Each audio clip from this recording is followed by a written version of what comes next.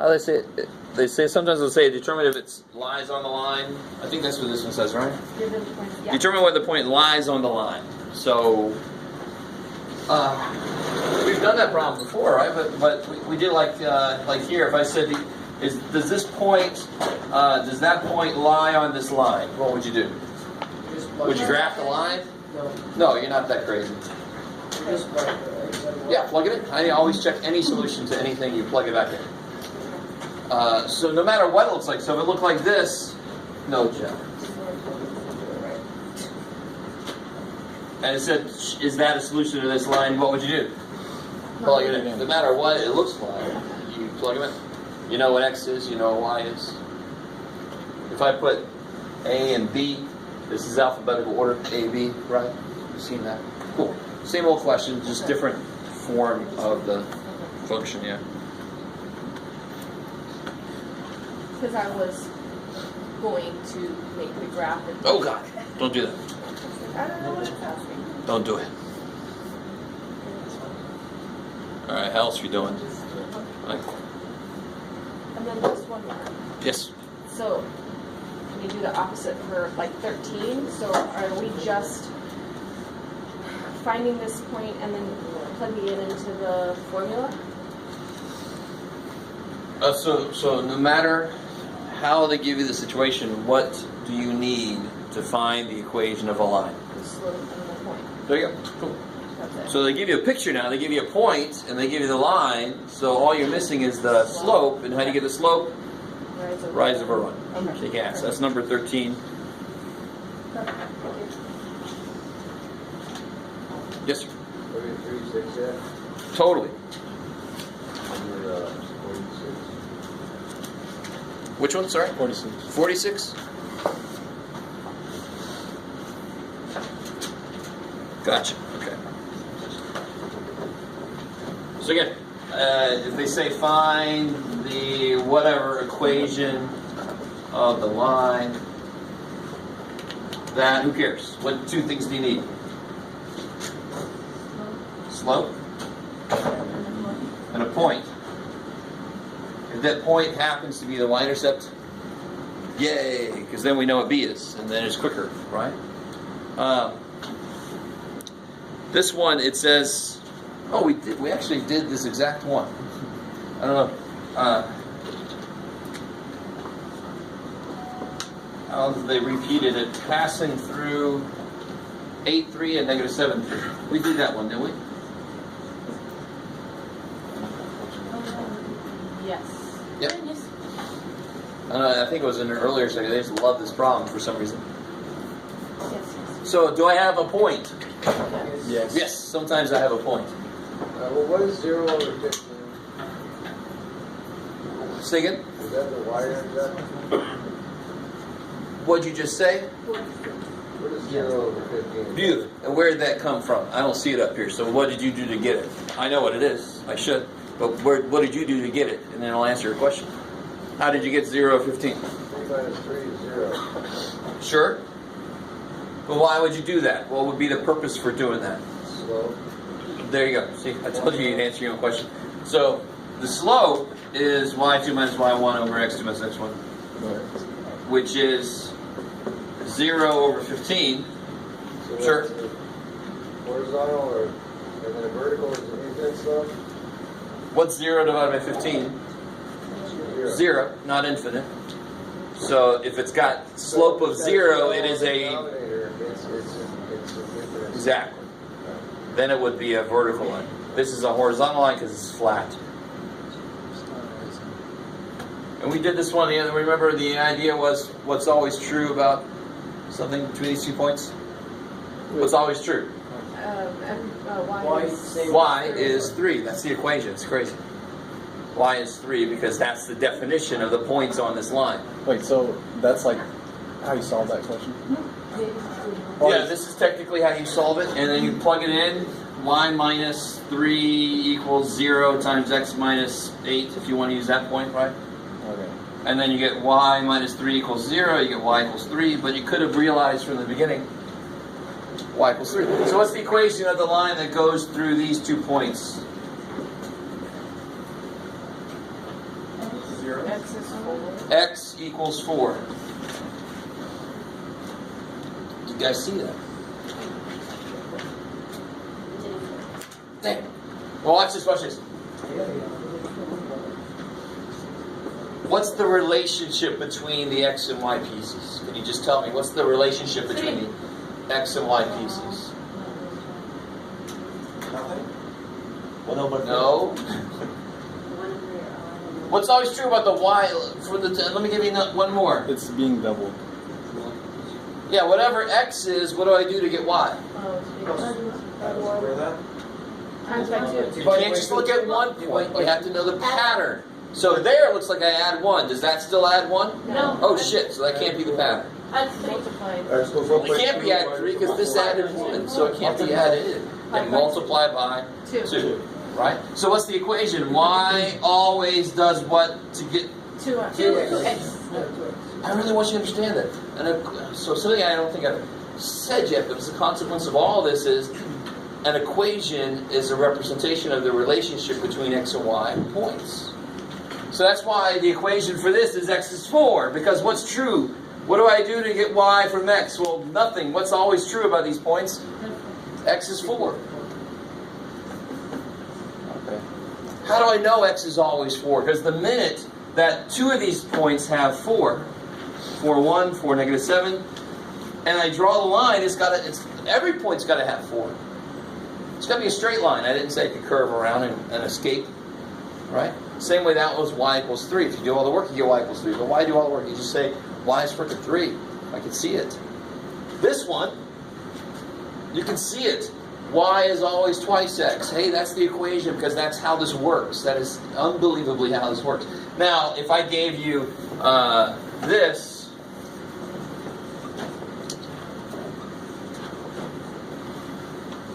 can you just, by looking at it, tell me what the equation is? Y was negative. Nope. 1. No. The quick answer is you probably can't. What? 1. No. I really want you. Alright, so this is kind of nifty because it's a very simple equation. So the points are very simple and I can see the relationship very easily. That one I can't see, which is why we have all these procedures that we've created. I want to figure out what the relationship is, and I can't just see it. So how would I do this? How would I figure out the equation between these 2 points? You have to do that Y. What 2 things do I need? The slope and a Slope point. and points. Do I have a point? Yes. Yes. Pick one. 3, 4. That's crazy. 3, 4 is pretty good because it's positive, right? You don't make a negative mistake. And then you're like, yes, exactly. Good. Nothing wrong with that, so I would pick the same thing for the same reason. How do I get the slope? M equal Yes? Y2 minus Y1. Sure. 4 minus 2. 4 minus negative 2 Over 3 minus 1. over 3 minus 1. Okay, let me stop there. You guys, is everybody with me so far? Do you understand? So I don't like... so this is one place where I like teaching like this. When you see the question says, find the equation of the line that, you stop and you say, I need the slope and I need a point. And then you read the rest of it. Okay, they gave me several points, let me pick one. All right, how do I find a slope? Well, in this case, I use the slope formula. Sometimes they'll say it's parallel. Oh, I find that slope and then mine's the same. Or perpendicular and mine's the inverse reciprocal, the negative reciprocal. But you focus your brain to say, I got to get these 2 things, brain. Right? I see peeking in the brain.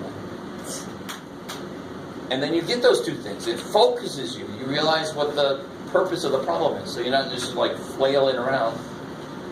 So what is the slope here? 6 over 2. 6 over 2?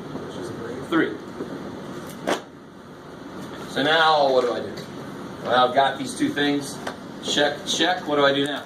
Y equals I could do this.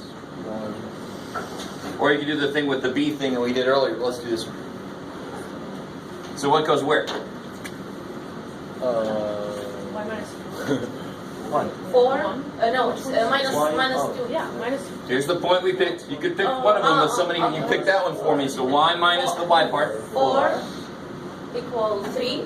3. 3 by X The minus The x part. Slope goes there, the point goes there and there. Because it's got two parts to it. It's got to have two places to go. And then you can clean this up. 3x minus 9, y equals 3x. Add the 4 over. Is that cool? There's no way in hell you'd look at these two. It'd be very difficult. Not no way in hell. I mean, be careful. You could. Somebody totally could. somebody. But it's really not easy to just go, oh yeah, you triple the x and then subtract 5. Who are you? Yes. All right, maybe. So what I'm saying, simple problems, there's always a quicker way to do it.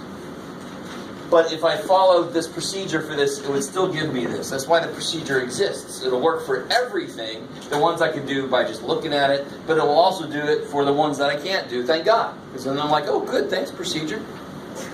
There's something that exists that lets me get it, because I can't get it otherwise. And math starts crying, nobody ever thanks me for anything. Alright.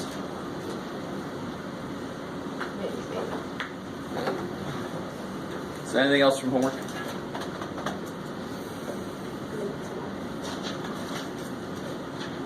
Okay. So let me say this. Oh shit. You know what comes after that. Let's try to make it a little more specific here. Sure. So tomorrow we will have a quiz. Shite.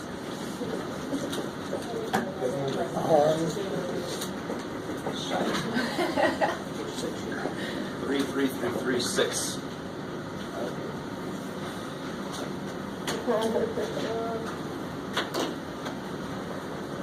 Yeah, it's like we're in a math class or something.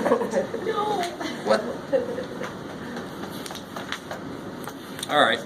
So let's do 3-7 today. And I talked very quickly a little bit about the idea behind 3-7. So 3-7 gets a little bit freaky. Let me see if they got some good stuff in here. By the way, I haven't graded a damn thing for you guys in a while because I just gave a test. Today I'm giving another test. And this weekend's going to be my catch-up weekend. I'm sure you guys feel the same way. So, hey, works for both of us. Oh, cool. Here we go. Perfect. So this does have some good stuff. Voila.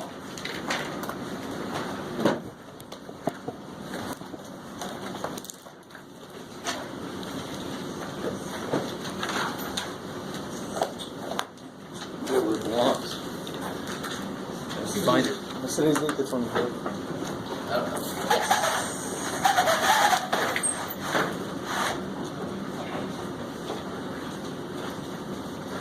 All I know is it's Wednesday, so I go to the right class.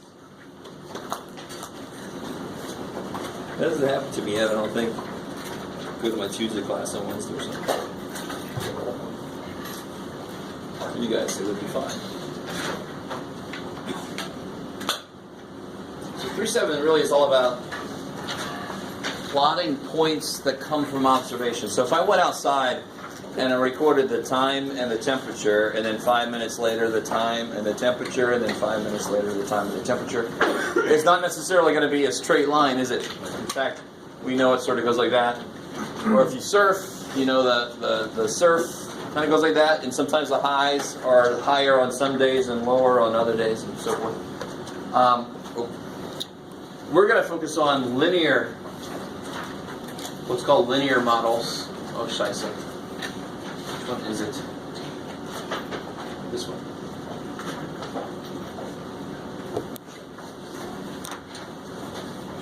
So this is page 61 in the yellow book? Blue book, I don't know.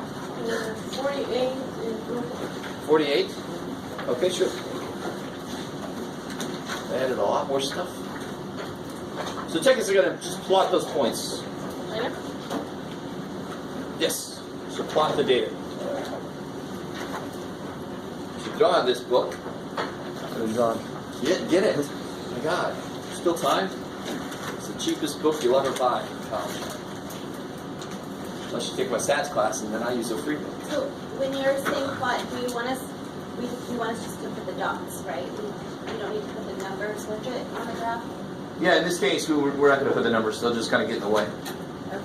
Yeah.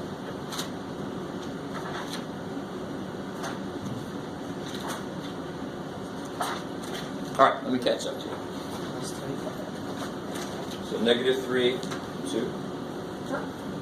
Plus negative 1, 1. 0, 0. 1, negative 1. 3, negative 2. All right. So does that look like a straight line? Yes. It looks like it. It's not. If it were, then the slope between all the points should be the same. What's the slope from this point to this point?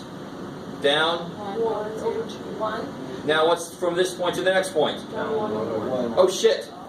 So is it a straight line? No. No. No! I can go like this. Where's my protractor? There you go. Say again? So see the middle 3 points look like they're on their own line. Oops. You see how that point doesn't line up? Yeah. And then the other 2 points look like they're on their own line. It's like, well, alright. And maybe that middle point's actually on all 3 of them. So now watch, I really want you to get this. This is kind of nifty. So I want to draw a line that averages where all the points are. So in this case, it's not too bad. I want to draw it kind of like between these 2, like maybe like this, so that it goes through the middle, and it's between, you can do it, Jeff, there you go, between these 2. So maybe something like that. It's not the best thing I've ever done in my life, but I won't. So it kind of averages out all the points. So that's the main idea behind this section is, okay, it's nice, you can plot points that lie perfectly in a line, but in real life, even if you watch a fish grow, is it going to grow perfectly? No, you're going to have a little spurt and then it's going to kind of go out, so it's not going to be a straight line. There's not going to be perfect straight lines of anything. You guys kind of with me here a little bit. This is huge. This is actually what we do in class is just the really bare minimum basics, and then what happens in the real world is never perfectly straight, perfectly nice. Repeat that one more time. Your explanation of the. So in the real world, is this part? Before that, go back. Shit, I don't know. I can't rewind it like that. I wish I could. Okay. If only I had a computer in my brain. It'd be nice. Oh, I just deleted my whole thing. Sketch a line, so we did that part. Sketch a line that kind of models the data. And see how this point is like above the line and this point is below the line, so it sort of averages things out. Do you get a feel for how this kind of thing sort of works? And then determine the equation of the line. Now, each one of you, if you draw your own line, it's not going to be the same as mine. My line, let's see, it goes through that point, and it goes through that point, almost. So really roughly, that would give me an idea of the equation if I just do it between those 2 points. So what's the y-intercept? 0, 0. 0, 0. That tells me b is 0. 0. And what's the slope? Negative 1, almost 1. And is it perfect? No. See, so it's an approximation, right? So I would approximate that this is like y equals negative x. But it's not quite perfect, right? So this is where you got to let go of the fact. In fact, when you get far enough in math, you start to realize real math is never 100% certain about what's going on, because what's true about real life? Are you ever 100% certain about anything? No, right? So if you look at the b equals 0, From the point that I picked. oh, you just labeled it b. Why did I call it b? Because that point right there is the what? Y-intercept. And in mx plus b, b is the y piece of the y-intercept. Cool. Let's try another one real quick here.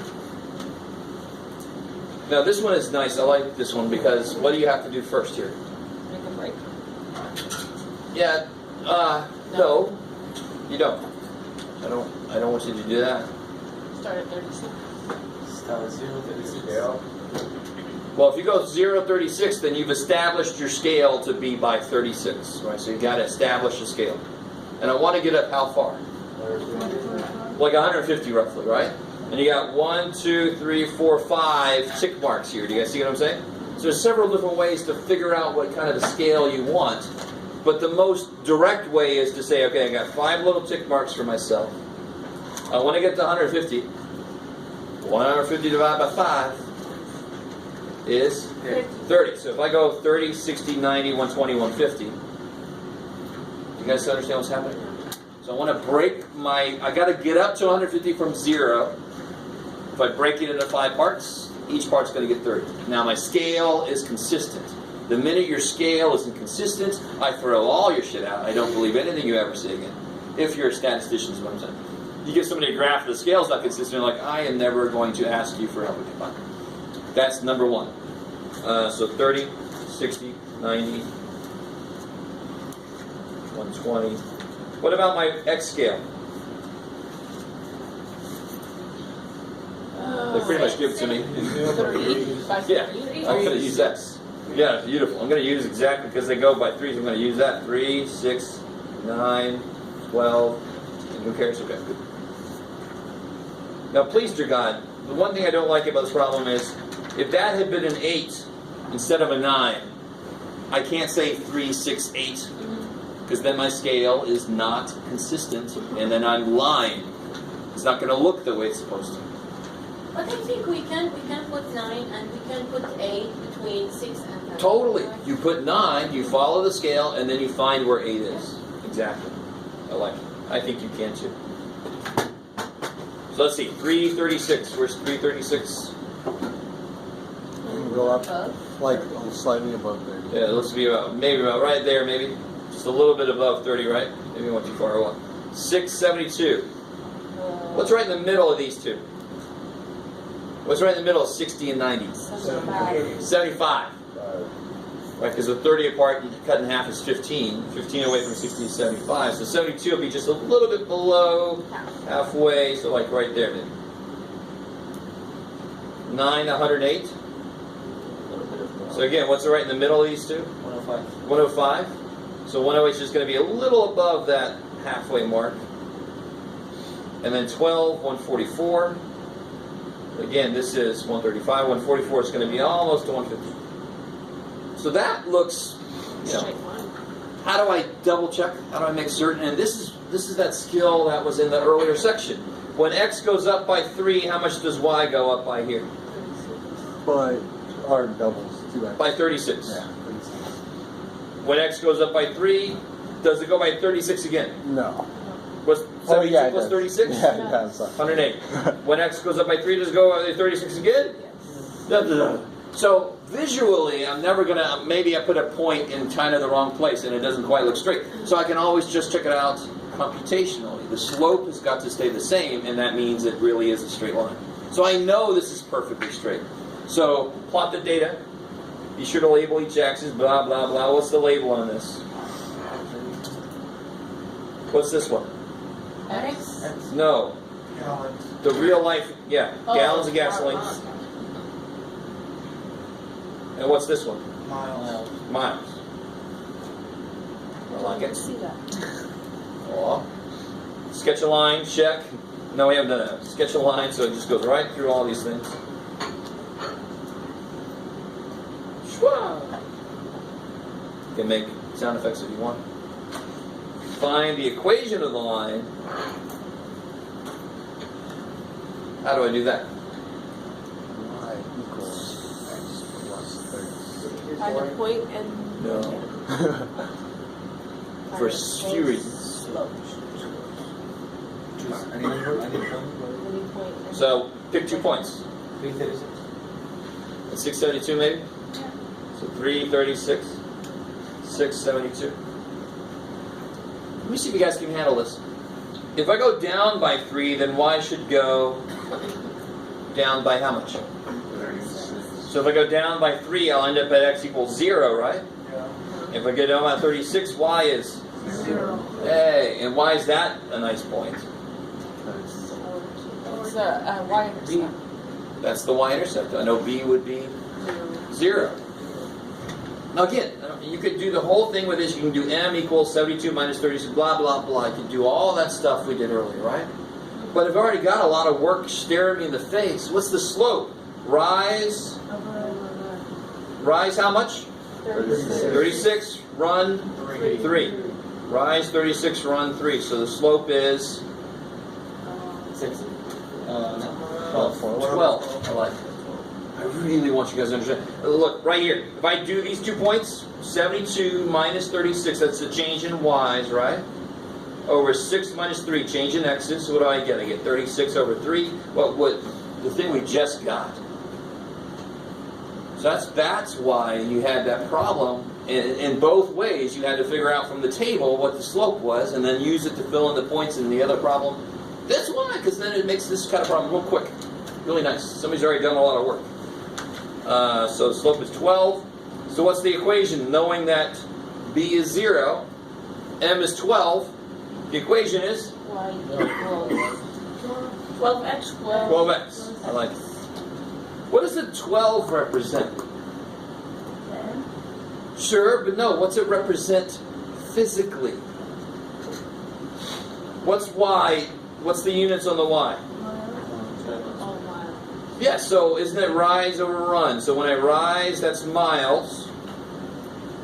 And when I run, that's gallons. So what units does the slope have? Miles per gallon. So that's the what of the truck? The gas mileage of the truck, right? I know. But compared to some other things, it's really good. But that is basically sucky. Especially like in California, I'm sorry. Alright, sorry. Do you guys understand what's happening? So how do you always interpret slope? Look at the units on the y, look at the units on the x, put them over each other. Because how do you get slope? Y's over x's. So that's how you get the, if you get the units, you can interpret what that means physically, right? So how far could this truck travel on 16 gallons of gas? You have to do What did we just figure out? 12x. We just figured this out. Yes. And what does x represent? Gallons. Gallons of Of gas. gas. And what does y represent? Miles. Miles. So how far, I don't know, could this truck travel on 16 gallons of gas? Oh. That's all. Once you get the equation, you can use it. This is going to happen to you in this section. Right? You're going to plot points, you're going to try to estimate with the line, you're going to find the equation, then they're going to ask you a question. Okay, just plug the number in that they give you. You did all that work to get the equation. Why do we do that? We don't know. Yeah, because then I can answer questions really easily. I can make predictions. Yes? Is it 162? What's 12 times 16? 192. 192. Yes, 192. 192. Miles over gallon. No. Miles. Oh, Watch real quick. What's 12? What's the units on the slope again? Miles over gallons, right? And what's the unit on 16? 16 what? Gallons. What do the gallons do? Cancel. So you're left with miles. And again, what's y supposed to be? Miles. Freaking miles. But you can see it. Miles per gallon times gallons. The gallons cancel. You're left with miles. Units work this. Have the same math. It's crazy. You can cancel units out, and then you know what you're left with.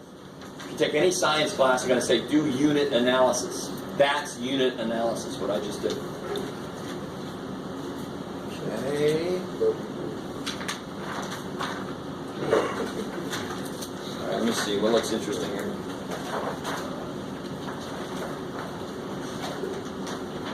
Blah, blah, blah, blah, blah. Okay, I like this one.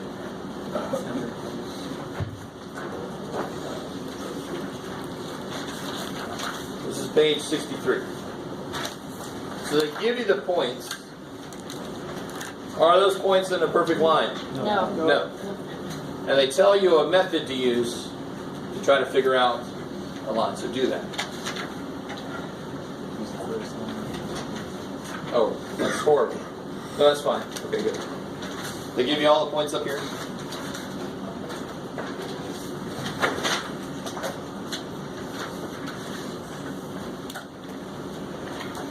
I don't have this. Okay. I have another one. All right. I skipped the problem. I went to the next page. Is it on the next page? I might have added this. Is it on the next page? Next page. No? Next page. No. Okay. All right. White.